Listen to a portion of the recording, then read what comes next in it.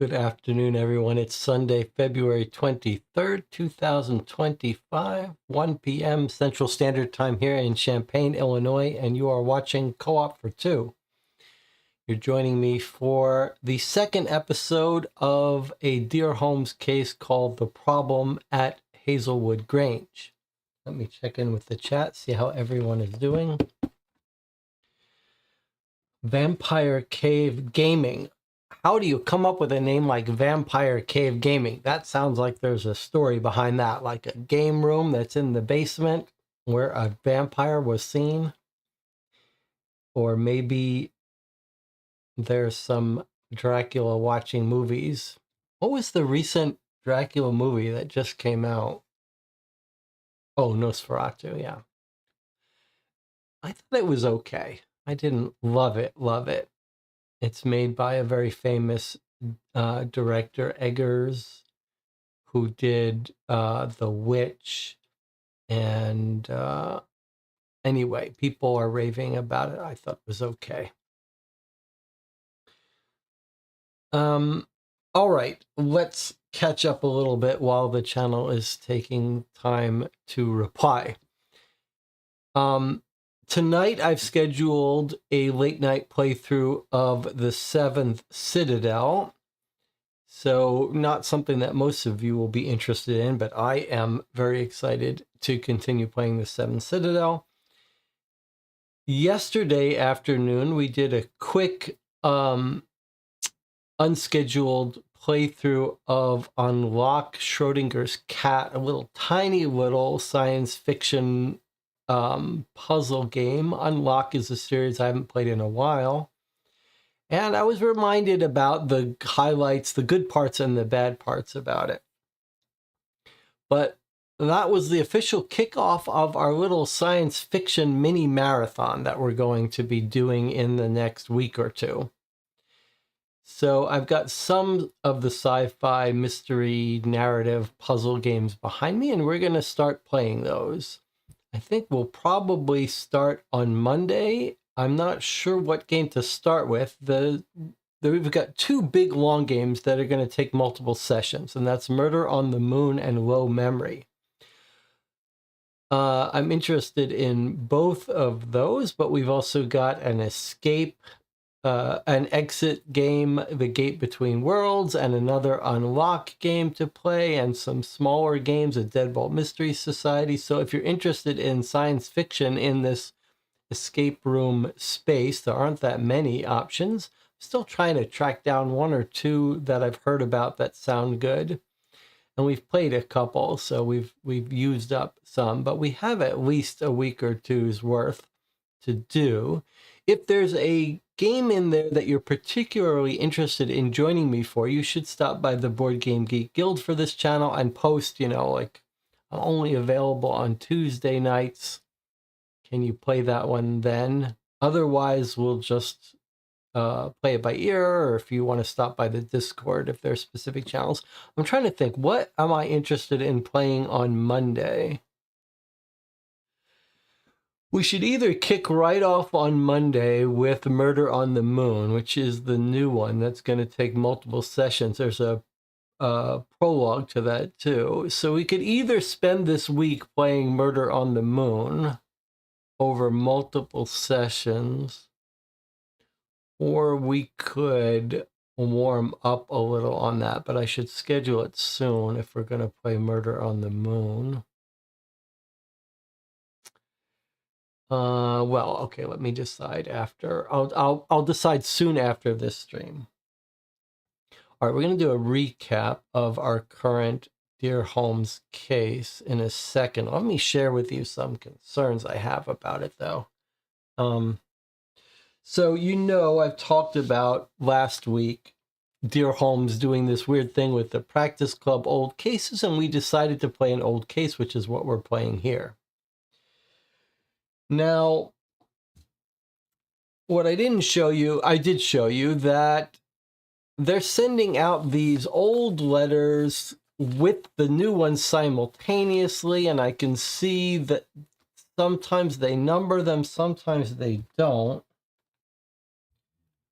This set, which is the first set I've gotten from their little Practice Club of old cases that we played, the first one, you can see has arrived with no numbering, and I've just tried to keep them in order as they've arrived.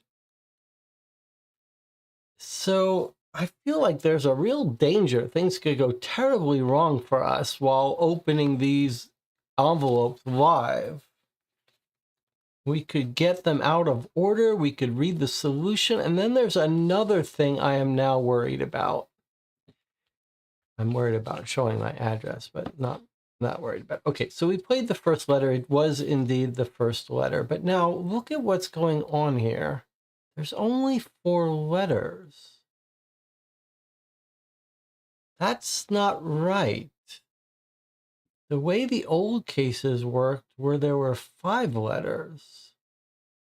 So I'm a little concerned for us. I'm concerned we're going to get to the end of this case and not have a solution letter. That doesn't sound appealing. You could look at it in 2 ways. You could look at it like, well, it's an interesting experience. We'll get to the end of this and have to learn to be unsatisfied. I used to think that was a good exercise for movies. Could you get to the end and then not watch the end of the movie and still enjoy it?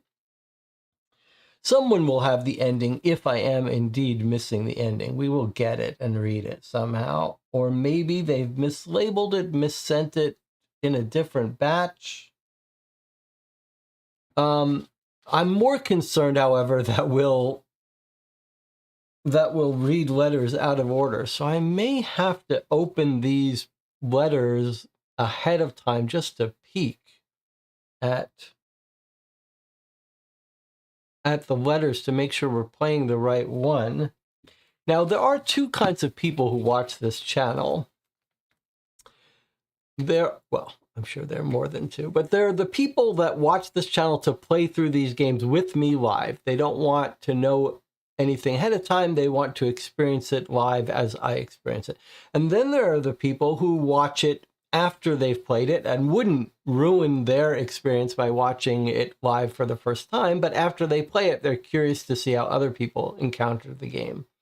So we may have some Dear Holmes people like that who have played this case and will know. And somewhere we might be able to find someone at least who's played through the problem at Hazlewood Grange, or I could reach out to the Dear Holmes people and find out that I've got every letter. But It's a little tricky. All right.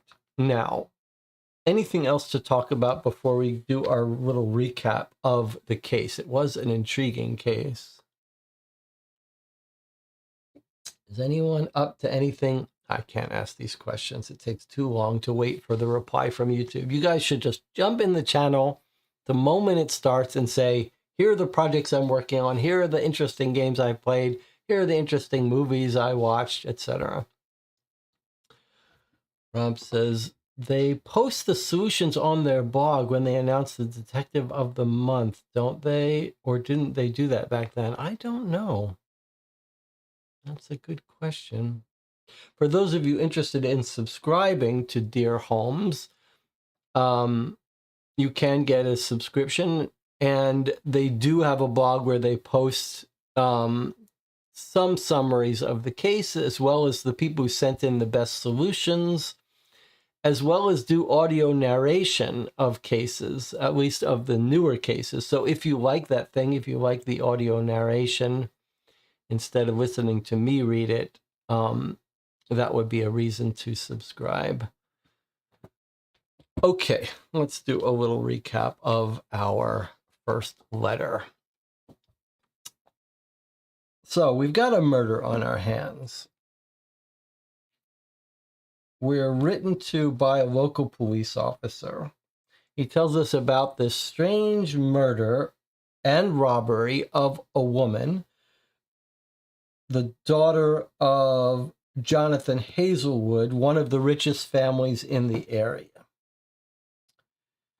Okay, so that's Alice, 25. She's dead. He's got a son, age 22, who's away from home.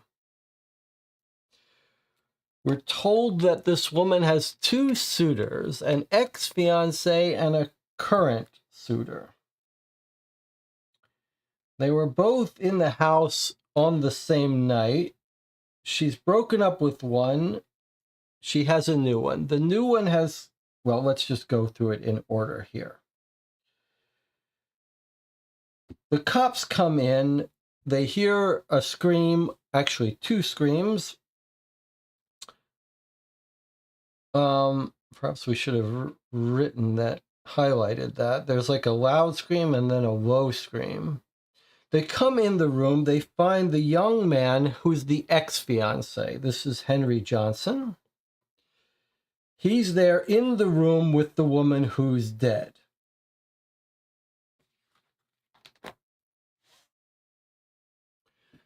Not only is she dead, but she's been robbed of the family heirloom necklace.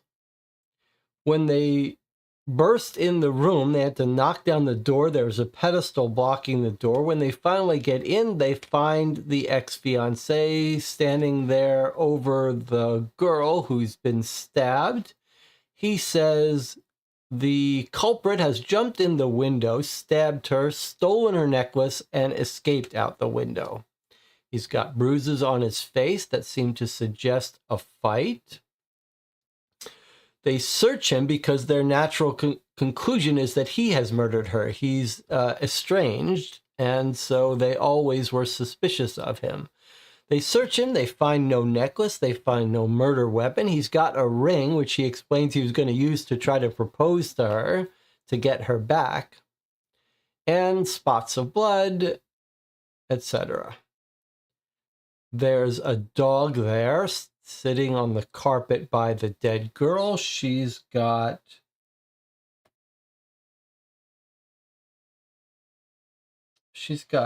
blood on her back. We're not told the details of that. When they look out the window, they do see some small footprints leading from the property entrance to the back where the window was.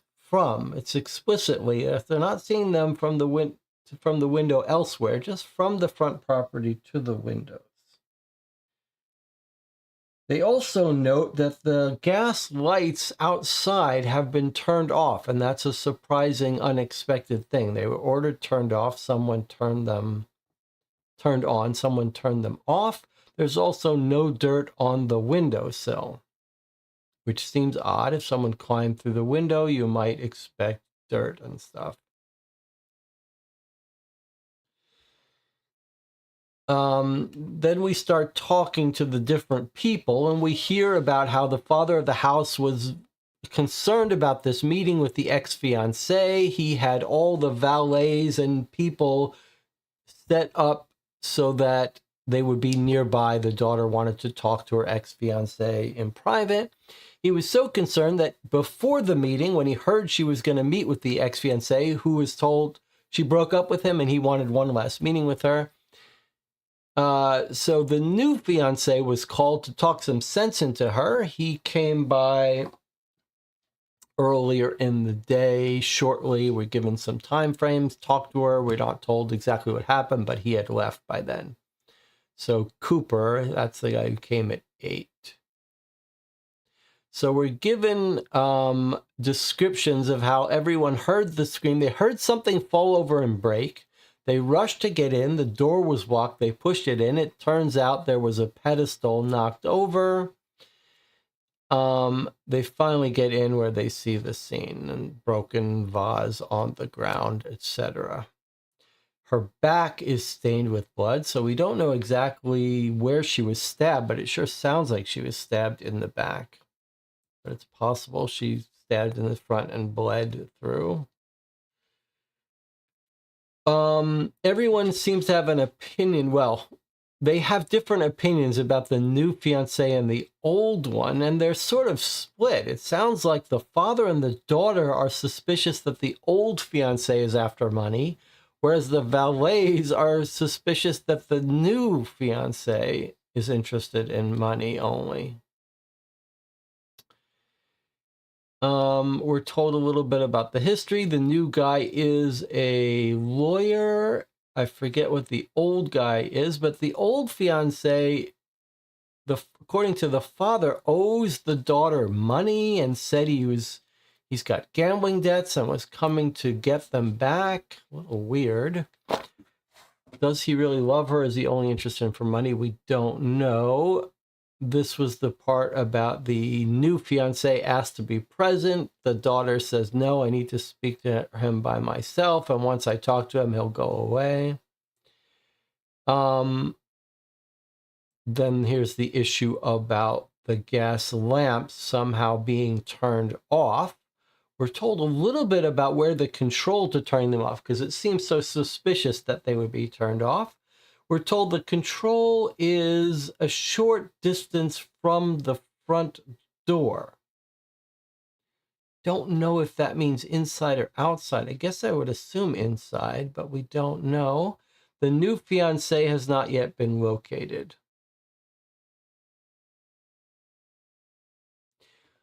As far as the broken vase, so there's a knocked over pedestal, presumably where the vase was, the vase that was knocked over. I think we're told when he gives his statement that he says it was thrown at him. He says, let's just read what he says. Denies he stabbed her. He says, open window. The murderer had entered through it and attacked her while they were talking. I cried for help.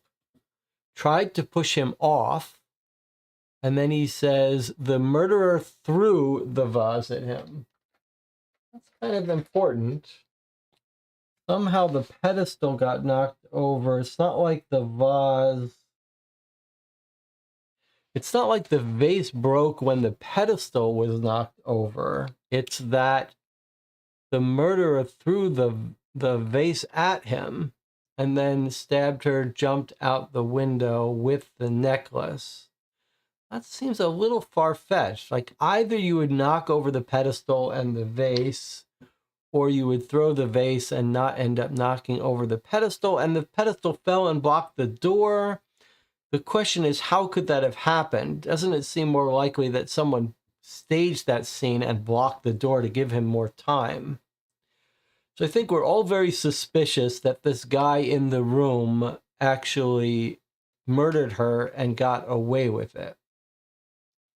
We are told the name of the new fiancé. His name is Cooper. Mr. Cooper's whereabouts are not yet known. So let me recap. Let me know if I've missed anything, but let me recap what my sort of current thinking is and theory. It seems clear that we've got one of these two fiancés has killed her and stolen her necklace. Some of the valets suspect the new fiancé is only interested in money. The father and the daughter think the old one is only interested in money. However, the old one is pleading to see her again. He loves her and he has the ring. All right, so we talked about a couple things, but I'm trying to remember. The key point that I was trying to make was that either this is a very well-planned, premeditated murder and robbery by the old fiancé, or the new fiancé has premeditated plan. This feels almost certainly like a premeditated plan thing. Now, what I said was, if it's the old fiancé if it's true, he's only interested in money. In fact, let's say it differently.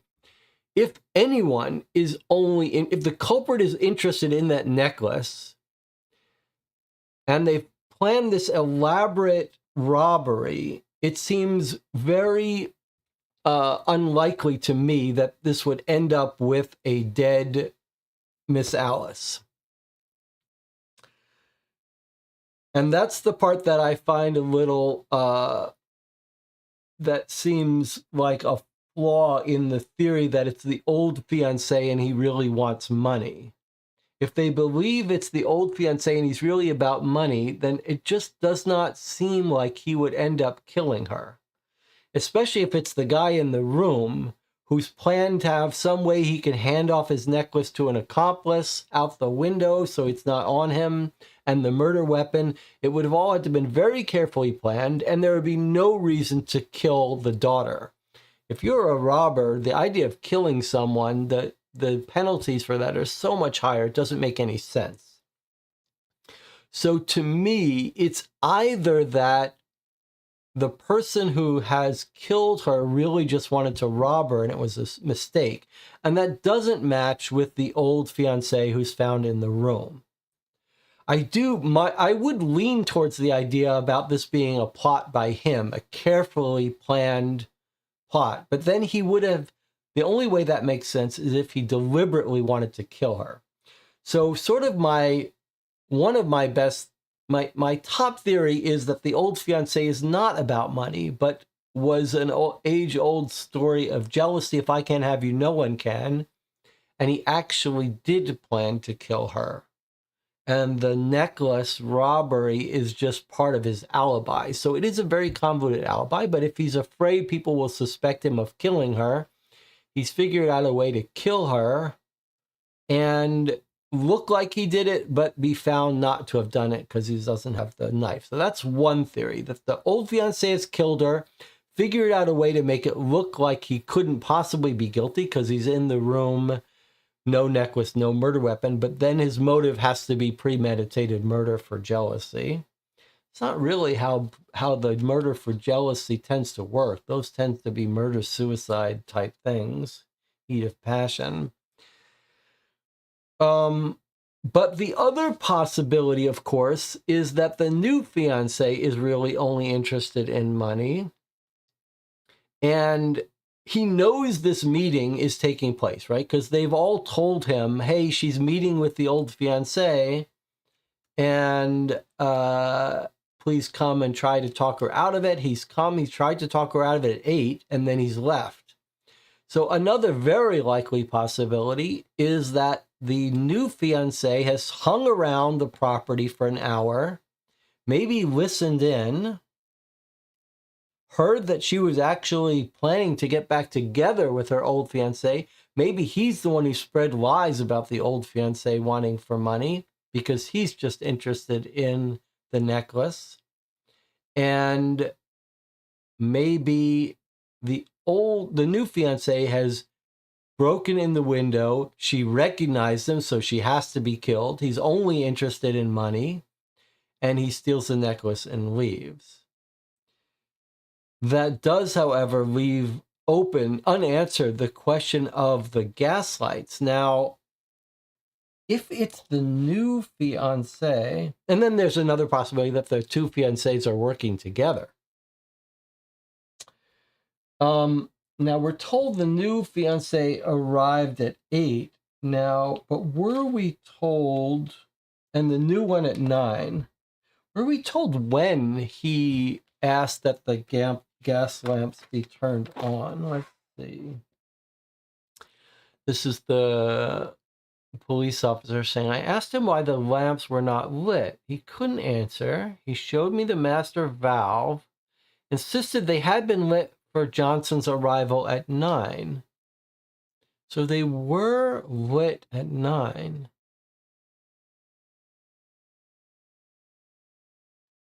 Curtains were drawn, meaning you couldn't see around the outside, and they only noticed they were out when they went outside. Okay, so we don't know when they were turned on, but it sounds like they were on at 9, and someone must have turned them off during the visit.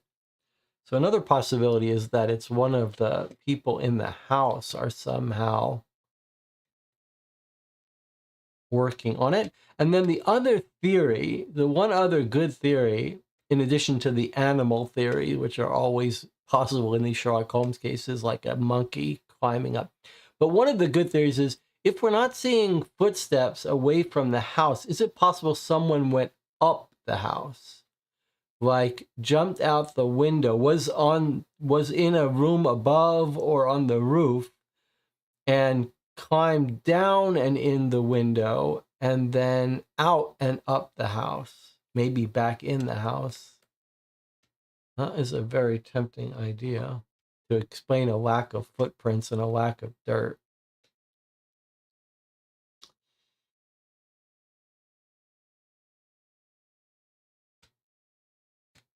And then we're a little bit suspicious of the brother. So you could imagine some scenario where the brother doesn't like the sister and is trying to get the inheritance. We're told that the old fiancé was an old friend of her brother's and is away as a naval officer. So are we going to see an appearance of the brother? Is there something suspicious about the fact that the brother knows the old fiancé? All right, let's read our new letter and see how it goes. 16 November. All right, so we're hoping this is the next letter in the series, if all goes well. What if it's not? Then we just... a little nerve-wracking that these letters seem that are not numbered. I really, they're doing some weird things over at Dear Holmes. They're doing a great service by making these letters. And they're pretty good overall, but this non-numbering of letters and old practice club stuff is a little crazy. All right, let me see if I can take a peek at this and see if it looks like the second letter. Yes, it looks like the second letter. It's 18 November, so it's 2 days after the first one, but that would be normal to not have it be 1 day over, and it sounds like it's probably the second letter. What does he say he's going to do at the end of this letter? I mean, we know we haven't talked to some of the people. He says, I beg of you, if you have any advice, let me know. We're looking for Cooper, and you should expect a letter from Constable Bull in the near future.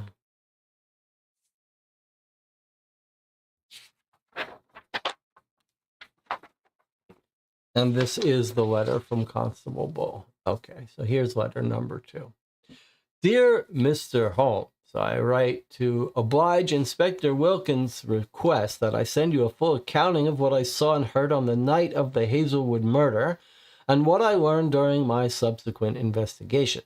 The matter began, well, while I was making my usual rounds near the edge of the drive to Hazlewood Grange. I heard a terrible shriek, followed by a lower sound from a second voice. I immediately rushed up the drive, though I had to proceed with caution, as I had only my lamp to light my way. I saw nothing as I approached, but I did hear a loud crash from the direction of the house. When I arrived at the entrance, Minnie Cameron, the housekeeper, greeted me, a look of anguish on her face. She escorted me to the parlor, where, after rustling the family dog away by its thick collar, I began my examination. The poor thing seemed loath to leave its mistress's side, bowing its head as it was led out of the room. As I took in the scene, Winnie explained what had transpired. First, I thought I'd heard someone outside the door, but as I walked toward the front of the house, I realized the parlor had been shut. I couldn't get the door open, so I knocked. I heard quiet sobbing inside, so I panicked and screamed for Mrs. Nugent. While trying to get in, we tried to open the door together, but it wouldn't move, so we called for Mr. Hammond. John ran out to help too. It took all of us to force it open, and then she paused for breath, then began to weep as she motioned toward Miss Alice's body with both of her hands. The butler, Robert Hammond, stepped in to continue. When we opened the door, we saw Miss Alice, lifeless. Johnson sitting by her side, dejected. Pieces of Mr. Hazlewood's vase were everywhere, and the marble pedestal that once held it was tipped over. It was this that had initially challenged our entry to the parlor. As I approached Johnson asking what had happened, Mr. Hazlewood entered the room and, seeing Miss Alice, charged towards him. I intercepted him, while Mrs. Nugent, in her wisdom, covered Miss Alice with a sheet. After I calmed Mr. Hazlewood down, he retreated to his office, asking to be left alone, but I think it's best I fetch him now. I nodded in agreement and turned to Johnson, who was still crying on the floor of the parlor. Already acquainted with Johnson from my earlier visits to the home, I questioned him about what happened. He gestured to the window just across the room, which was open, though obscured by thick curtains. Then, with difficulty, he gave his account. As Alice and I were talking, she suddenly screamed, and someone leaped at me from behind. I fell to the ground, then something struck me in the head before I could intervene. The intruder, by Johnson's telling, stabbed Miss Alice, took her family necklace, and fled through the open window. It all seemed rather far-fetched to me, but none of the evidence found could reliably contradict Johnson. His clothing, which we have confirmed was the same he wore on entering the house, was unblemished by blood. The only blood I observed on him was in the small scrapes and bruises on his face from the smashed vase. We found no signs of the missing murder weapon or necklace on his person, in the room, or within a stone's throw of the open window. I searched him thoroughly for any sign he'd arrived with ill intent, but the only item of note he held was a silver ring engraved with the words, "To New Love."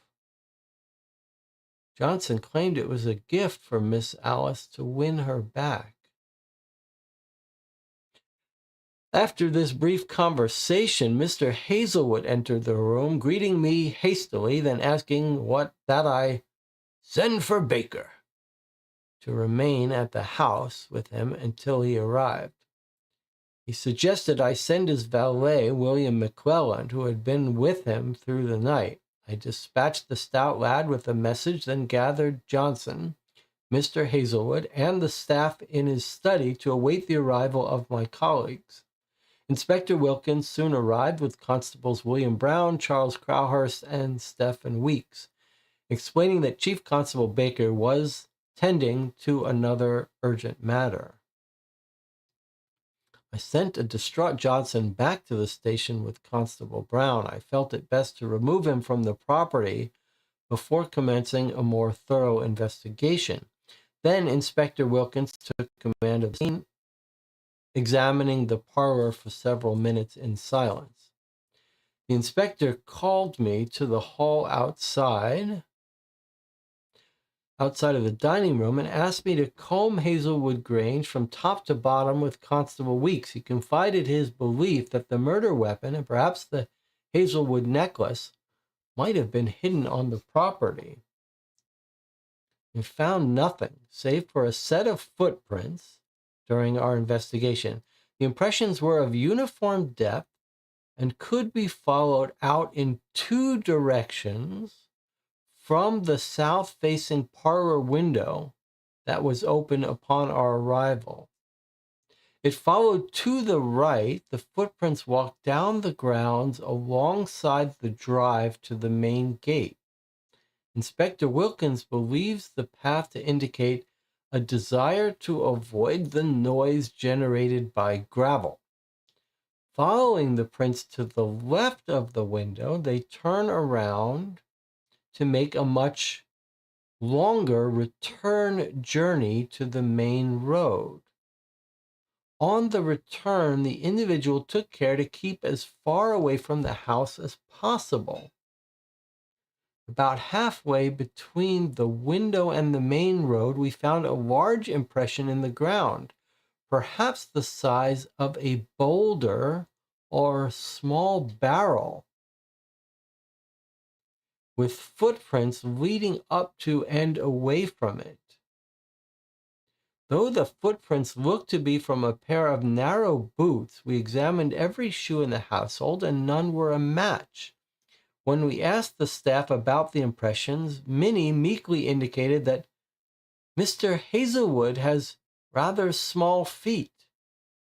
Upon inspection, however, his are almost 2 inches wider than the prints. After our initial search, Inspector Wilkins and I convened to discuss our findings, then began interviews. He asked that I take statements from the butler, maid, and housekeeper in the drawing room, while Constable Crowhurst and Weeks stood watch around the property. The inspector has already provided you with the details from Mr. Hazlewood and his two valets.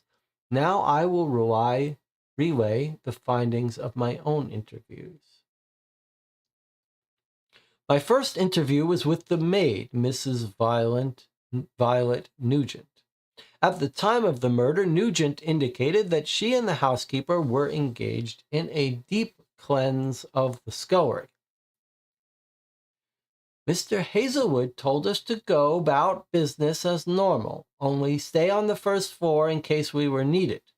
I was scrubbing away when Minnie asked, "Did you hear that?"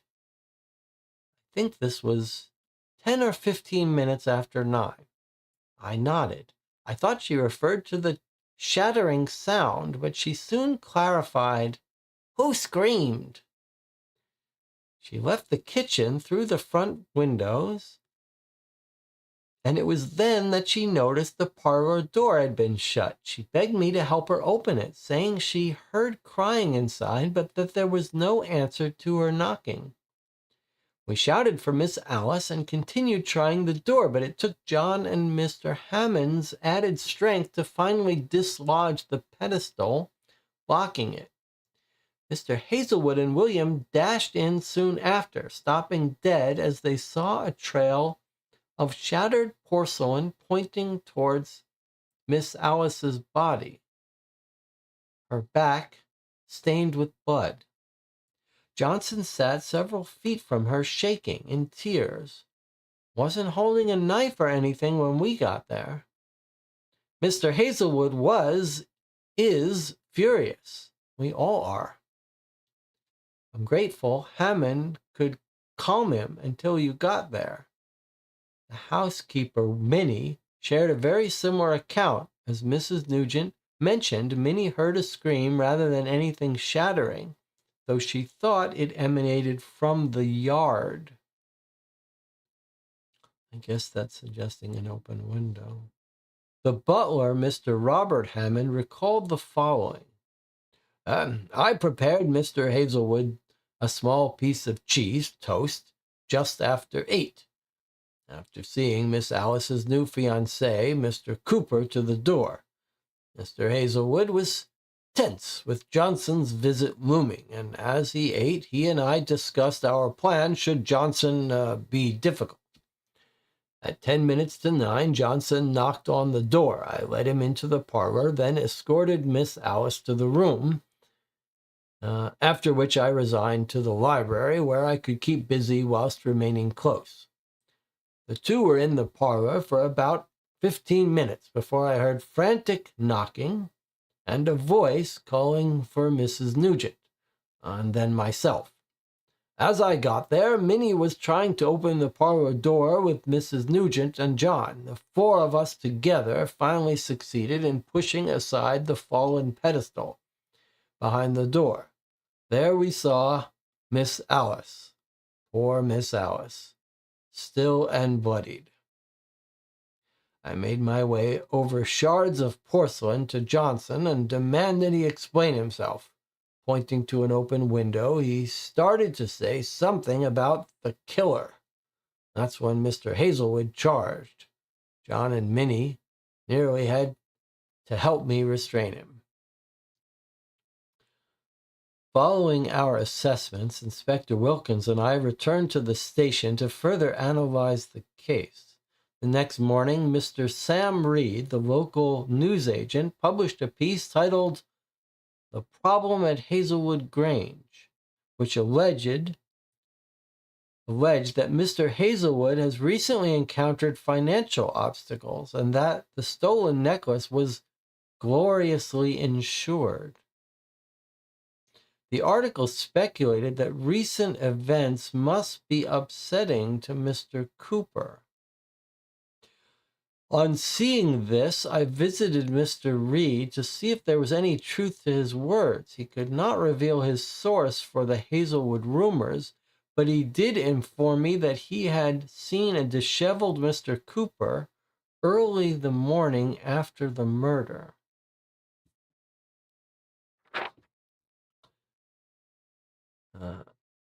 You could tell me he hadn't cleaned up proper in some time, he said. Clothes covered in dirt, hair an oily mess. Fella can't be taken this well, especially with the engagement. I queried whether Mr. Cooper had mentioned anything about the murder during their interaction. Cooper asked Reed, "Is it true?" before demanding a newspaper. Then he hushed down. Poor man, paid me and walked away muttering to himself, mostly names. Jonathan said stay. Mr. Hazlewood, Alice. I tried asking about the murder before he left, but he paid no heed. Leaving that interview, Mrs. Eastbury, who runs the local millinery shop, saw me and asked to speak privately with regard to the day's paper. She revealed that Mr. Hazlewood had sent for the town jeweler, Henry Craddock, less than a week ago for a fresh valuation of the necklace. She had received this news from Craddock himself the next day, May the 13th. "Mr. Craddock is in London to pick up merchandise. He's particular about his garden, so he asked me to care for it while he's away. I asked him how much the necklace was worth when he mentioned Hazlewood, but all he would say was that it had certainly not declined in value. He'll be back before Friday morning if you want to ask for yourself." Mrs. Eastbury then asked me if Mr. Hazlewood had done anything with Miss Alice's pets, as everyone knows he dislikes animals. She worried aloud He might have put them down out of spite. I informed her the Labrador and cats were safe, thanked her for sharing the information about Mr. Craddock, and went on to speak with Mr. Benjamin Pembroke, the station master. He was less concerned with the Hazlewood's necklace. When I interviewed him, I learned Mr. Cooper had purchased a ticket to Guildford at around 11 the morning of the 15th. Pembroke said Cooper looked angry, really, and that he was harsh when I asked about a return ticket. He left stammering on about how it was supposed to be different. Wife and I don't know the Hazlewoods closely, but everyone knows Miss Alice was a sweetheart. Kids in town fancy her a mentor. People like us, Mr. Lufton and Mrs. Eastbury, are grateful for the help she's given our young ones. My son refused to hold a book until Miss Alice helped with his reading, as she would kindly put it. Inspector Wilkins has sent a request to authorities in Guildford to locate Mr. Cooper and hold him for questioning. Beyond that, I have little else to report. When I was in town earlier this afternoon, I did see a teary-eyed Mr. Hazlewood entering the mortuary. I confess I initially felt some anger towards him for seeming to be more stricken by the loss of a necklace than that of his daughter. After witnessing that sight, I believe grief had simply taken him in an odd way. He was not the only one around in tears. Even young Lucy Lufton, the butcher's daughter, was weeping openly in the street. I spoke to her to make sure she was all right, and she seemed startled.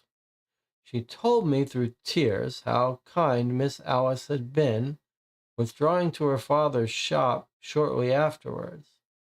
I hope this has been of help to you, Mr. Holmes. Please advise the inspector if you need anything else, and we'll provide it without delay. Godalming is a town in mourning, and its population is united in its desire for justice. Yours sincerely, Jack Bull, Constable. All right, well, this was we got lots of new good stuff here. Let me see if the channel is thinking the same thing as me. No one is saying anything. All right. Well, lots of clues here. I'll tell you what it feels like to me. Father in financial trouble is arranging for the necklace to be stolen and is going to report it stolen to collect the insurance money, and something goes wrong with the planned robbery and the daughter gets killed by accident. That's how it feels to me, and it feels to me like maybe the old fiancé was not in love with her. It was part of a whole plan to stage the robbery, and maybe the father and the new fiancé and the old fiancé might all be involved in this. But we could also talk about all the clues. There are a bunch of clues here, one of which has already been pointed out. There's something very suspicious about the dog with the thick collar. Like the necklace is in the dog's collar. I think it continues to be emphasized in all the clues we read that this marble pedestal was very heavy, probably would not have gotten knocked over by accident, was probably laid down to block the door to give this person more time. There's still the real mystery of how the daughter got killed. No sign, though, of a knife, but we did get lots of clarification about the footprints. In the first letter, it seemed like there was just one set of footprints to the entrance, but here it turns out, on further investigation, there's lots of footprints, and as Anna says in the chat, some barrel type thing. All right, let's file this in and then we'll go through it and highlight anything interesting. So lots of little clues, especially footprints and comments and behavior from the new fiance, Mr. Cooper. But I think from a psychological standpoint, there's some subtle stuff here about how the inspector thought the father acted oddly. He almost killed the first guy, and now he's seen grieving. It feels to me like the father has staged a robbery, and something has gone wrong, ending up his daughter getting killed. So he's genuinely furious at Johnson, who's in the room with her. And I feel like Johnson gave his staged, planned thing that a robber jumped in through the window. But the father is genuinely angry because the daughter was not supposed to have been killed. And now he's all upset about it. So he went from anger because that was not the plan. And maybe we can catch him having said something that gives him away.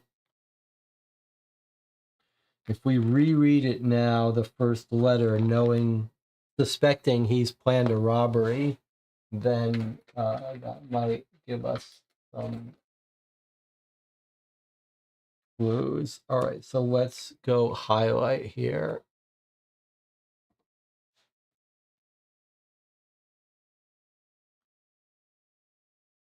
There is some interesting disagreements about what's heard, too. Like some of them hear a crash, some of them hear a scream. This woman hears a shriek, and another mention about multiple voices, a lower sound from a second voice. So she says she thinks she heard someone outside first. I think that must mean open window, or someone is screaming from outside. Then they can't get inside. It takes 4 of them to open it. That's the pedestal, which gives whoever's inside more time. Then there's the broken porcelain vase. Now, you could cut someone and kill them with a porcelain vase, but you couldn't make a deep stab. We don't really know much of her injury yet. We're waiting to see. I calmed Mr. Hazlewood down. He goes to his office asking to be left alone. Yeah, he's upset because his plan has gone wrong. His daughter wasn't supposed to be killed, but he needs time to collect himself. Okay. He says, what happened? He says, the window was open, but thick curtains. That means, okay, so that's possible that the person didn't come in through the window, but was just hiding behind the curtains. I wonder if that's true. The window was just across the room, which was open, though obscured by thick curtains. So I think maybe the killer did not come in from outside the window, but might have just been hiding behind the curtains as part of this planned murder. And notice how the father has positioned everyone nearby to witness all this.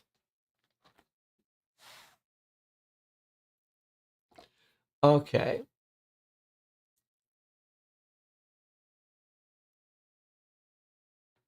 So they talk to the guy. He says, someone leaped at me from behind. This guy has to be involved, Johnson. He saw everything. But more importantly, the father is mad at him. To me, that suggests this guy is in on it, for sure. And he says the intruder stabbed her, took her necklace, and fled through the open window. Seemed far-fetched, but he doesn't have anything. Now, here is another clue. He's got a ring that says to new love. Who thinks they understand what's happening here? He's got a ring. He says it's for Alice to win her back. Anyone have a theory about that? I mean, that's an odd thing to have engraved to New Love, don't you think? I have a theory about it. Let's see what the chat thinks. Hazlewood says, send for Baker. For some reason, that's his main concern. He wants the chief constable here.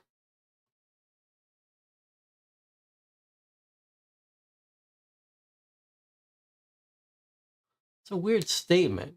Mr. Hazlewood enters the room and says, I insist you send for Baker and remain at the house until he arrives.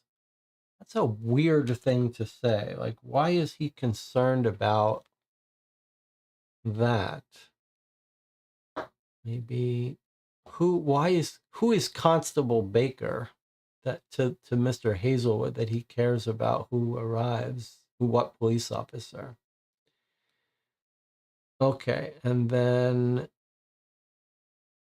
he says,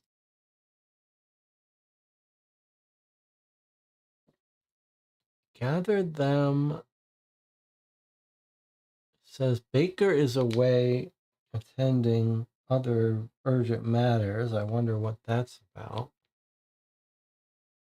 I sent a distraught Johnson. Okay, so he sends the old ex-fiance to the station. We're gonna hear from him, I guess.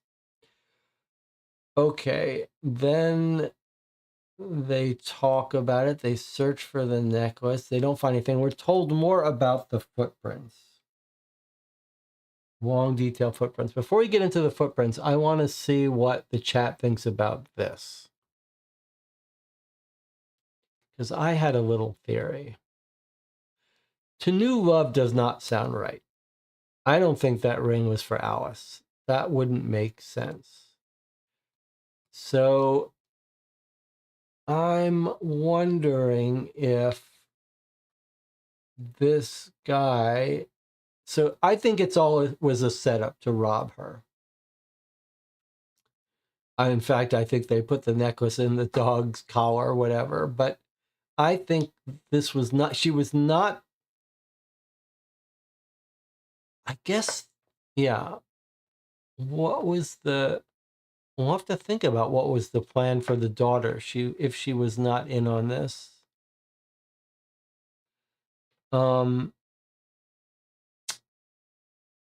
I don't think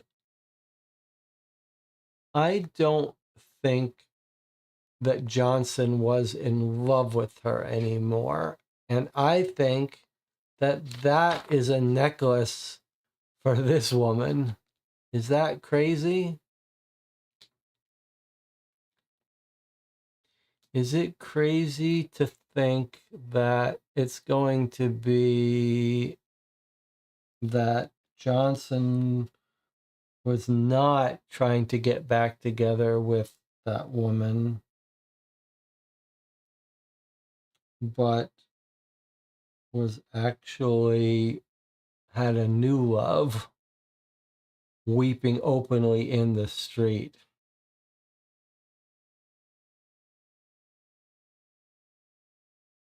Is that crazy?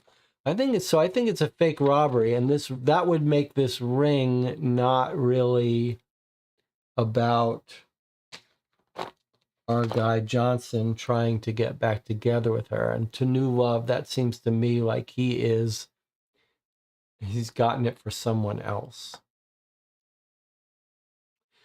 All right, so let's look at these footprints now.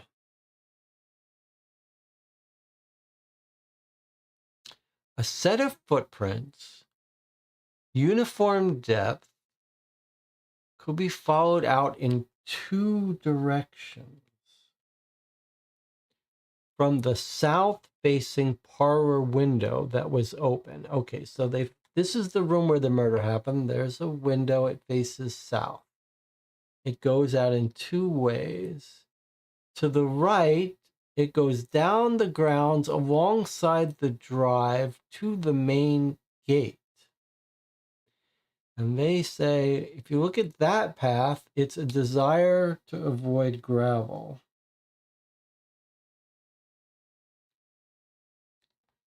to the left, it sounds like this contradicts our first letter. So I wonder if we should not, like, they say they're going in certain directions, but I'm not clear that they're really saying which direction it's going. Like, is it going from the window to the outside, or could it be going from the outside to the window? Why don't they say? The feet should have a direction. Okay, so anyway, to the right, it goes to the main path and seems to want to avoid walking on gravel.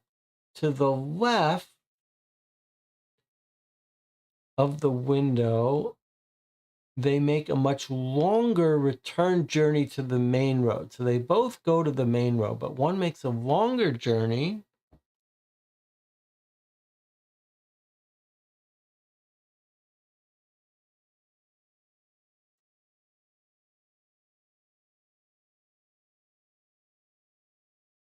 Keeps as far from the house as possible.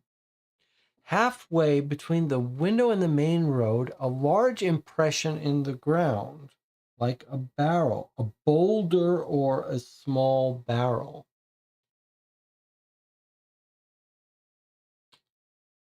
A large impression, a boulder or a small barrel.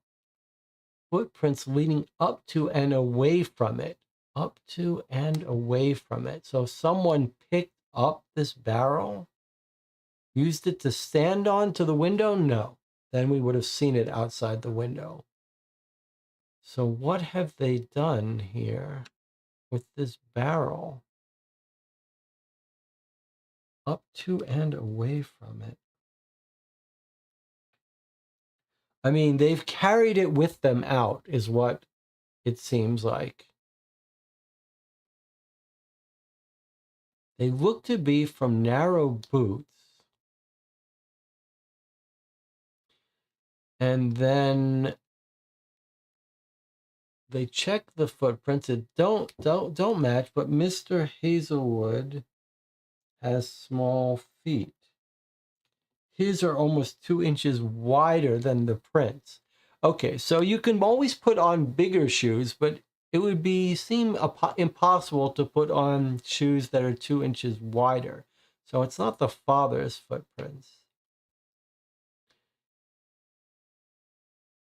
So someone has gone to the window and then left, picking up a barrel or a rock or something on the way out. Or bringing the barrel to the window. Or rock. Okay. A monkey in the barrel, huh? And it sounds like a barrel landed outside the house. I don't think it landed. I think it was just a heavy barrel was resting on the ground. Maybe they used a trained monkey, but it went berserk and stabbed the girl. It's sad to say that is a possibility, but it doesn't seem like you'd put a monkey in a barrel.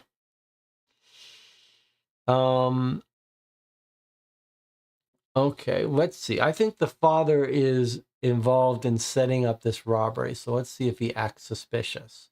He told them to go about their business as normal, stay on the first floor.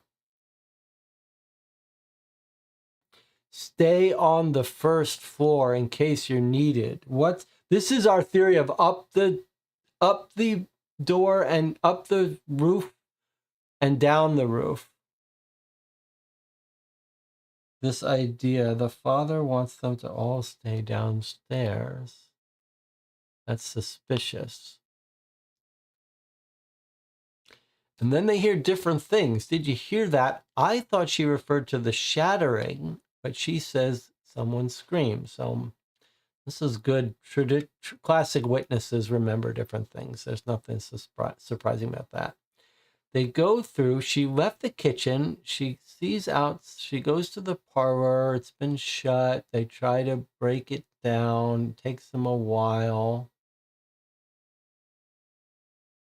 Trail of shattered porcelain pointing towards Miss Alice's body. Now, what does that mean? It is weird. I mean, we're told that it was thrown at him. So why is there a trail of it pointing towards her body? That feels weird. And again, it's her back that's bloody. I mean, porcelain is very sharp. Is it possible that she's fallen and landed on some very sharp shard of porcelain?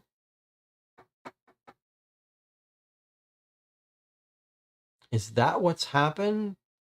That they've tried to knock her out or knock her down and she's fallen on a piece of porcelain?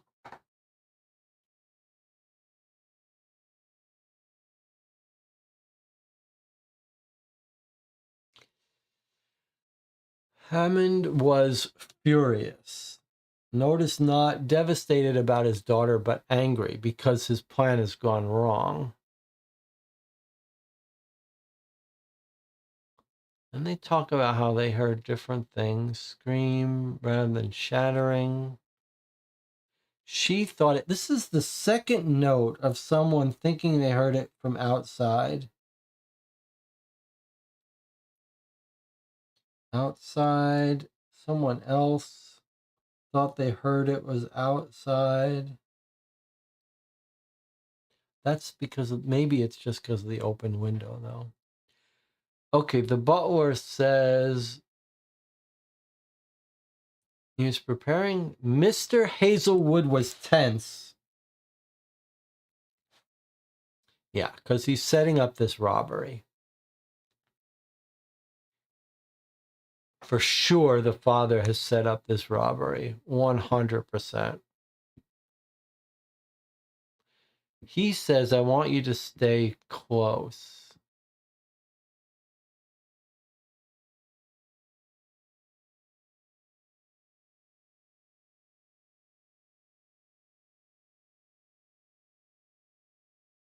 They push aside the pedestal. Shards of porcelain.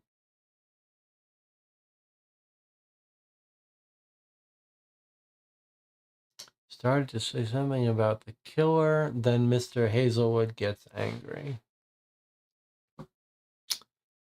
Okay, then there's this whole thing about Hazlewood has financial troubles. The necklace was generously insured.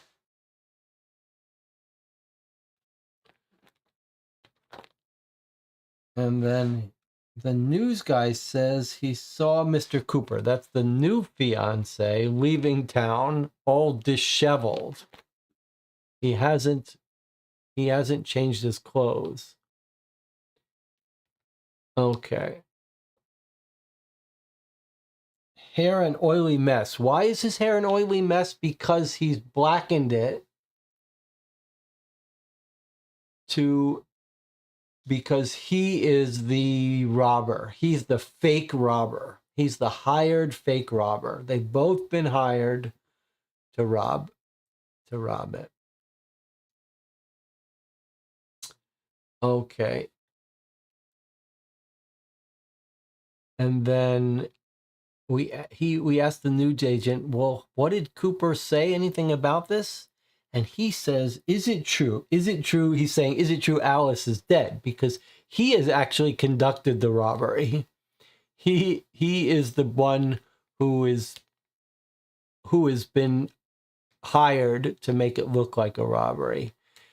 So when he finds out that the girl is dead, he hushed down, walked away muttering, mostly names. And here's what he says. Jonathan said, stay. Mr. Hazlewood, Alice. Jonathan said, stay.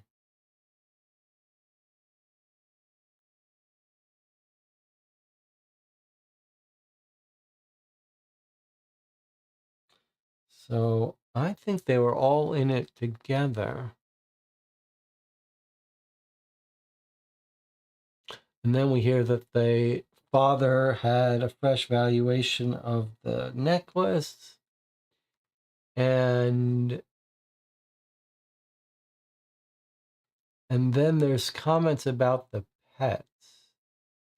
Okay, he might have them put down. I think what we're going to find is the father is like really nice to the dog or something. That's going to be another clue.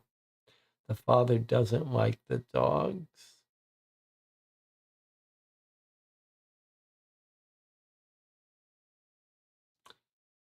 And then we hear Cooper is leaving town.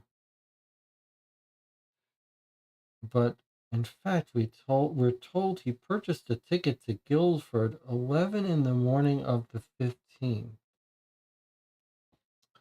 Now, the 15th is the day before our murder.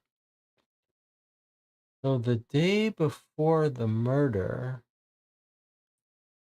he purchased a ticket to Guildford. That's just one way. I asked him about a return ticket, and he said it was supposed to be different.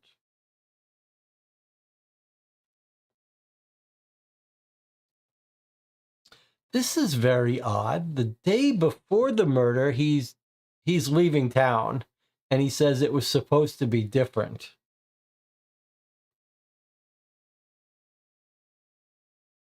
So the day before murder, he's leaving town, but not. How is that?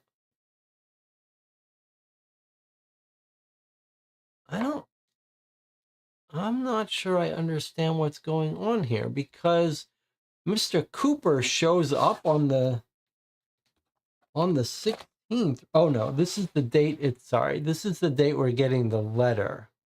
On the 14th of Saturday. Okay, sorry.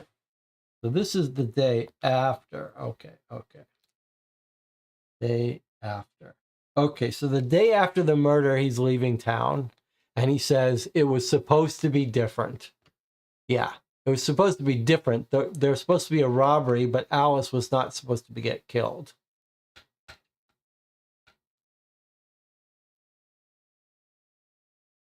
And then we have this Hazlewood's acting suspicious because he seemed more stricken about the loss of a necklace. Father's acting weird, but now he sees him weeping at the daughter's mortuary, so he really is upset about it now. And then Lucy Lofton is this butcher's daughter who's unreasonably sad, and I think because she's the fiance of this guy, the new fiance of this guy, and she realizes he's messed up. Okay. Perhaps Alice was in on it as well. That's an interesting idea. That's a very interesting idea.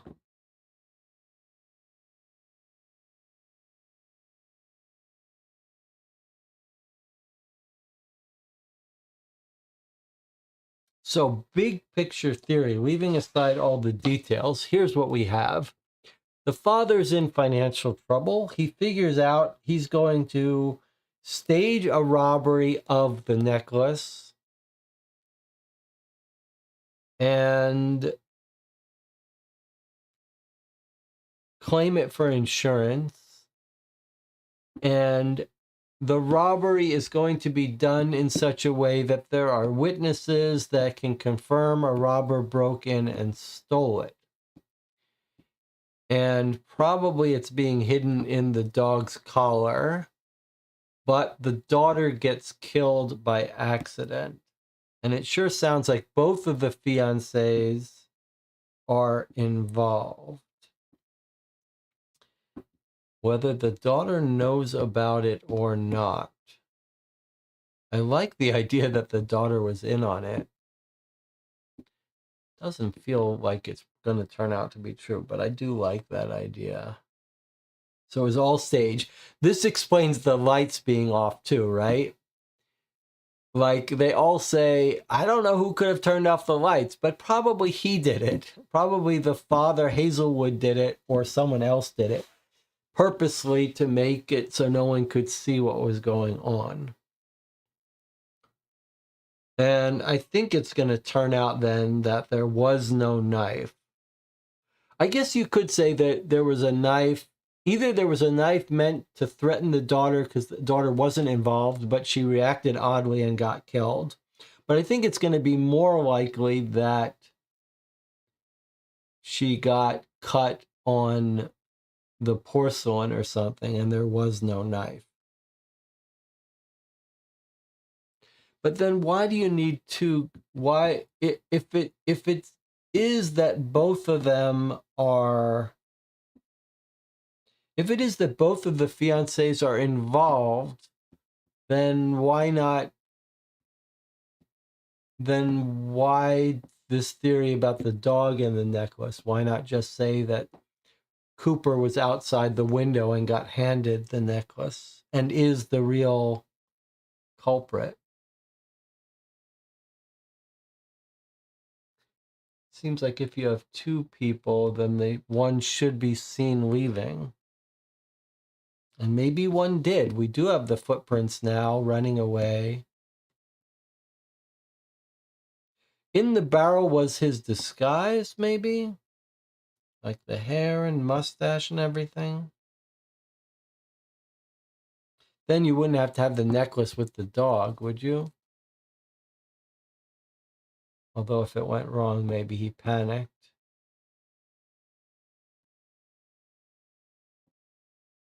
So both fiancés are involved in it. The plan has gone wrong. Maybe she just slipped and fell and landed on a piece of porcelain, which punctured right into her, through her back or in her heart. I mean, that porcelain is very sharp.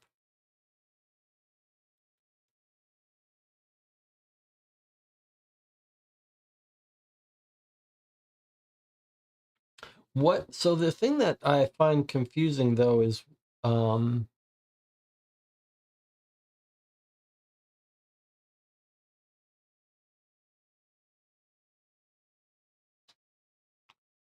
the whole footprints and stuff.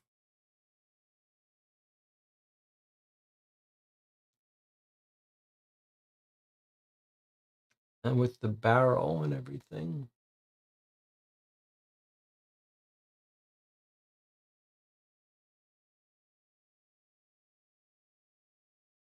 But is it that Cooper has left, hid around back, gotten his items disguised from the barrel, gone to the window, and then left the other way? And there's no blood on anyone because no one was stabbed. She just fell. And the two sets of paths to the window are one person going up to the barrel, bringing their disguise to the window, jumping in, startling her. She falls backwards. She lands on the vase. She lands on a shard, bleeds out. Then the fake robber leaves through the other path. Like he's arrived on the left barrel window, scares her, runs the other way. That's the two sets of footprints. One coming to the barrel of the window, then leaving after he scares her. She panics. She falls, knocks over the vase, cuts herself. Maybe then the necklace has to get hidden in the dog's collar because Cooper has panicked and run off.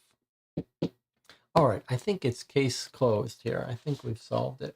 Maybe it doesn't matter if we have a solution envelope. Okay, the chat is quiet today. Not much talk here. I guess you're cogitating on the letter, thinking about it. I love the idea that Alice was involved in it as well. Although if my theory is right, that she panicked, got scared, fell on the vase, then she can't have been in on it. But we'll find out. I'll see you next week when we read the next letter. What is Cooper's motivation? They all had to be agreed to get paid. They were all going to get paid off by this $20,000 valuation or whatever it was the necklace was valued at. Marlene says gambling debts. Well, they all needed money.